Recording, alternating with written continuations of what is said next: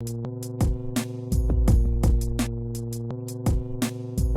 to Philadelphia Seagulls. I want to talk about the possibility of the Philadelphia Eagles acquiring Jarvis Landry. Jarvis Landry doesn't seem like he's happy in the Cleveland Browns organization anymore. I mean, shocker, Odell Beckham just left after his father kicked up a whole stink. And Jarvis kind of went to Twitter himself and basically said that if the Browns weren't going in the right direction, that he would like to be released. I mean, you can get the tweet up. It's everywhere now. You can check it out. But basically, yeah, I mean, they've been talking about a contract restructure.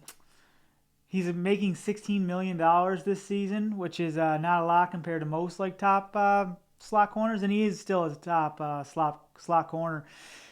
I think he's only 29 years old. He had a bit of a down year this year, but mostly because he was injured.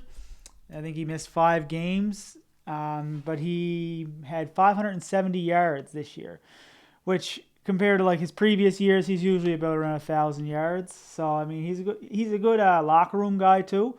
You know, he's well liked around the league. Like there'll be a whole lineup for Jarvis Landry if they cut him. I hope they don't cut him, because the chances of him signing with a run-heavy offense might be a little bit lower. So I'd like to maybe strike a deal for him and just eat that salary for a year, and then maybe talk about a contract negotiation at the end of the year. But I mean, he'd be good for Devontae Smith. I mean, he's a route runner himself, you know, and he's mature. He's a grown-up. It'd be good for him to learn behind. You know, he's a better option than, I think, Chris Godwin. Obviously, Chris Godwin is a better receiver, but they're talking about Chris Godwin making like $28 million a year next year. Like, that's absurd for a slot receiver. But he did miss those 5 games with a knee injury, but he came back at the end of the season. You know, he's a 5-time Pro Bowler. I don't know what you'd have to give up for somebody like that, an aging star. He's not really aging, but, you know, he's not young by any means. I would say, I mean, when they traded him, they got him from Miami for a 4th and a 7th, so I don't think you're going to get that for him anymore. But, you know, maybe a 3rd. I mean, if they're going to cut him anyways, it could come down to the last minutes where it's either cut him or take whatever you have on the table just to get something for him.